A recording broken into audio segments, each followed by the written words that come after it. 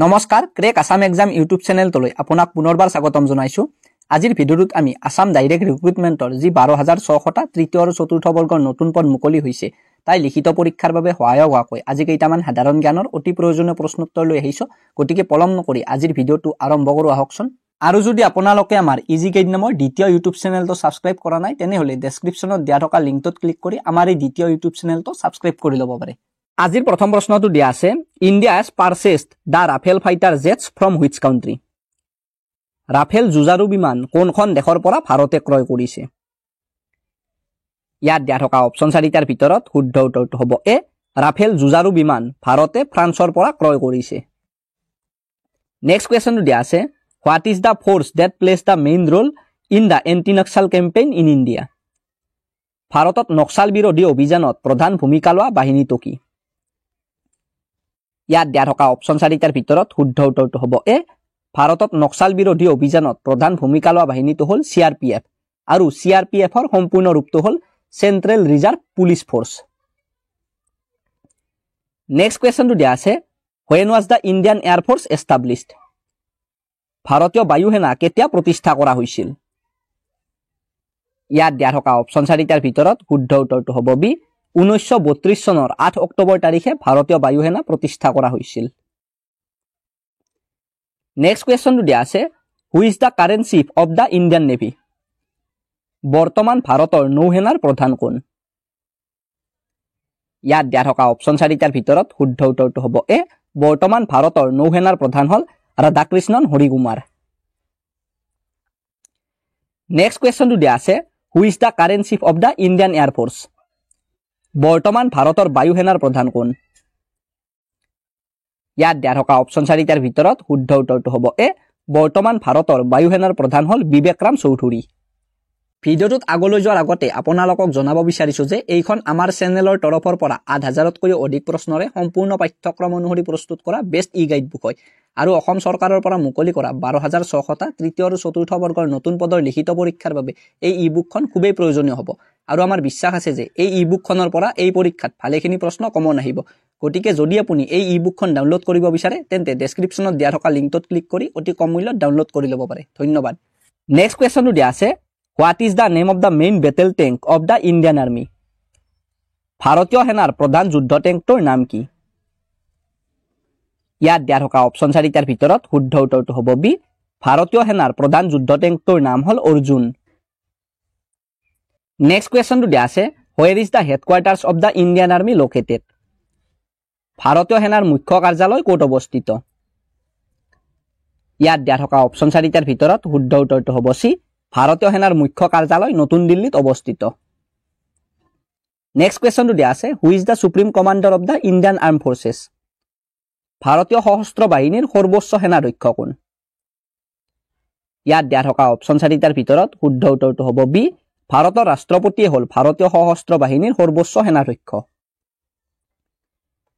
Next কোৱেশ্চনটো দিয়া আছে who started the Bhoodan movement? কোনে ভুদান আন্দোলন আৰম্ভ কৰিছিল?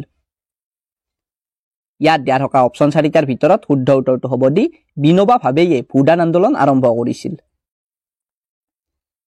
নেক্সট কুৱেশ্যনটো দিয়া আছে who is the author of Anandamath? আনন্দমঠৰ লেখক কোন? ইয়াত দিয়া থকা অপচন 4টাৰ ভিতৰত শুদ্ধ উত্তৰটো হ'ব এ আনন্দমঠ গ্ৰন্থখনৰ লেখক হ'ল বংকিম চন্দ্ৰ চেটাৰ্জী। নেক্সট কুৱেশ্যনটো দিয়া আছে who form the constituent assembly of India? কাৰ দ্বাৰা ভাৰতৰ সংবিধান সভা গঠন কৰা হৈছিল? ইয়াত দিয়া থকা অপচন 4টাৰ ভিতৰত শুদ্ধ উত্তৰটো হ'ব ডি কেবিনেট মিছন পৰিকল্পনাৰ দ্বাৰা ভাৰতত সংবিধান সভা গঠন কৰা হৈছিল। নেক্সট কুৱেশ্যনটো দিয়া আছে who was the founder of the Asiatic Society of Bengal? Asiatic Society of বেংগলৰ প্ৰতিষ্ঠাপক কোন আছিল?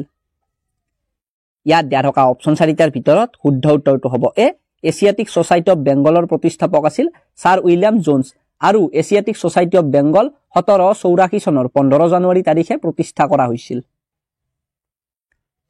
নেক্সট কুৱেশ্যনটো দিয়া আছে who is the author of the book life divine?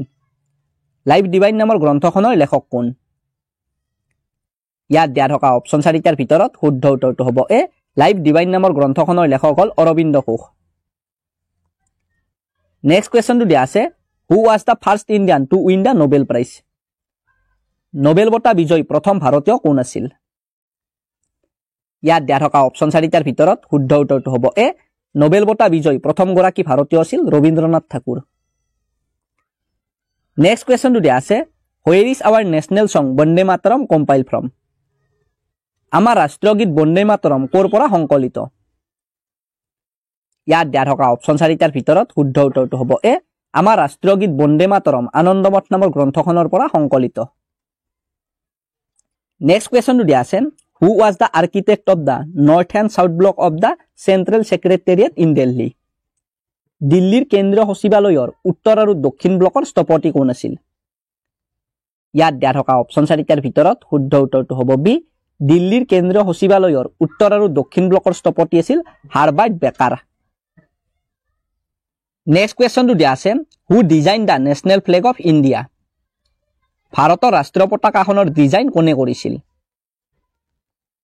ইয়াত দিয়া থকা অপশ্যন 4টাৰ ভিতৰত শুদ্ধ উত্তৰটো হ'ব ডি ভাৰতৰ ৰাষ্ট্ৰীয় পতাকাখন পিংগলি ভেংকায়া নামৰ ব্যক্তি এজনে ডিজাইন কৰিছিল